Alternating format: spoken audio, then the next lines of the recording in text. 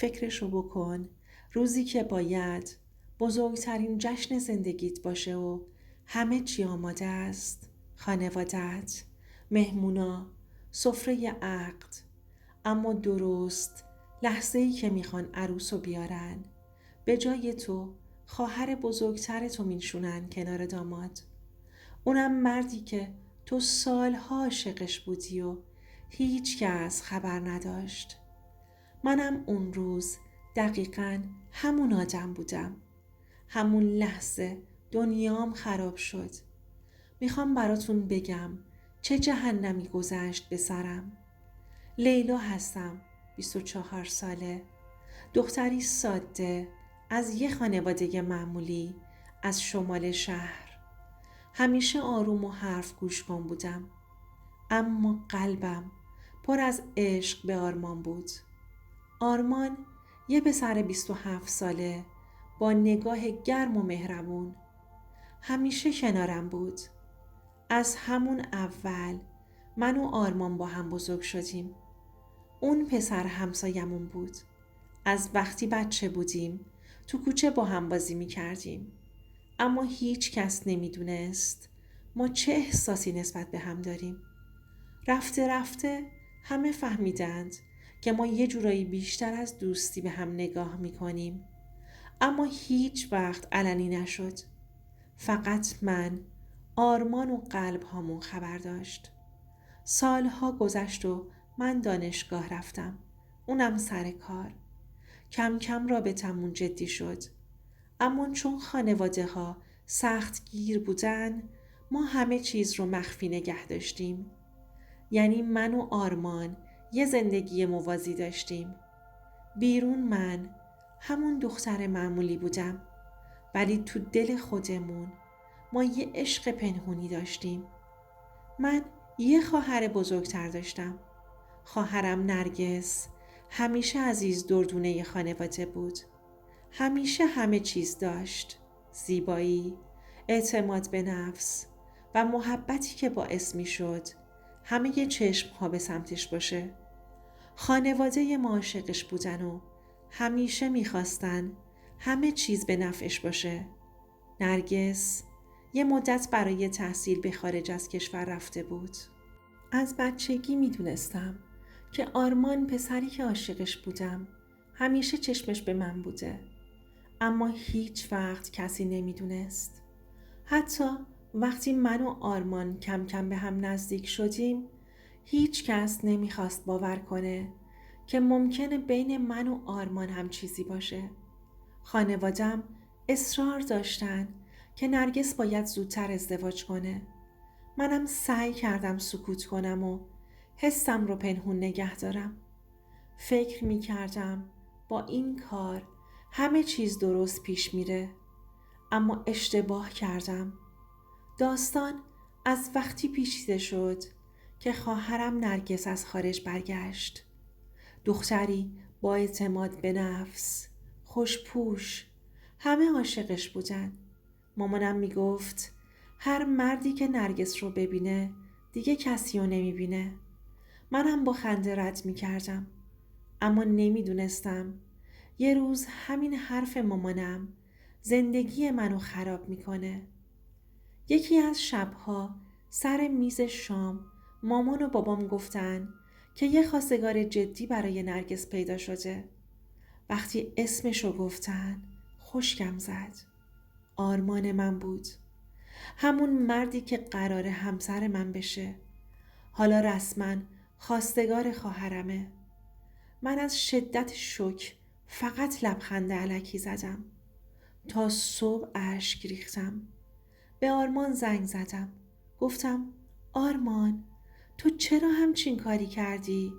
اون گفت به خدا دست من نبود. من فقط به خاطر خانوادم این کارو کردم. میخواستم همه چی رو بگم اما نتونستم. اون روز فهمیدم نه تنها دارم عشقم رو از دست میدم، بلکه اون عشق قراره بشه شوهر خواهرم. ماه‌ها گذشت. آرمان به روی خودش نمی آورد و من هر روز می دیدم نرگس و آرمان دارن به هم نزدیک میشن، دست تو دست هم، خنده هاشون، نگاه هاشون. منم باید وانمود میکردم که چیزی اتفاق نیفتاده، تا اینکه روز عقد رسید. همه مهمونا جمع بودن. سالن پر بود از نور و صدا، از گل و شمع. بوی عطر تازه و شیرینی ها همه جا پخش شده بود. وقتی وارد سالن شدم قلبم یخ زد. من قدم می زدم و سعی می کردم آرامشم رو حفظ کنم. اما وقتی به جایگاه رسیدم قلبم داشت از حرکت می ایستاد. جای من اونجا بود، اما نرگس کنار آرمان نشسته بود. نگاهشون، لبخندهاشون، همه چیز جلوی چشمم بود. آرمان کنار خواهرم، نگاهش پر از عشق بود که باید متعلق به من می بود. اما حالا همه چیز جلوی چشم من تغییر کرده بود. یه گوشه رفتم و نشستم. قلبم 1000 تیکه شده بود. داشتم فکر می کردم که باید عذاب دیدن هر روز خواهرم و عشقمو کنار هم داشته باشم، چون هیچ کس نمی دونست که ما چه رابطه‌ای با هم داشتیم. حتی هیچ کس فکر نمی کرد که قلبم داره تیکه تیکه میشه.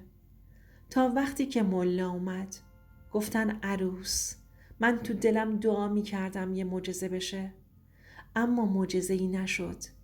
نرگس نشسته بود درست همون جایی که سالها توی رویاهام می دیدم که من و آرمان باید بشینیم. لحظه‌ای که قلم به دست گرفت تا عقد رو امضا کنه نگاهش افتاد به چشم من. اونجا بود که همه چیز رو رفت، چون اشک‌های من بیشتر از هر حرفی بود. اشک‌هام همه چیزو گفت.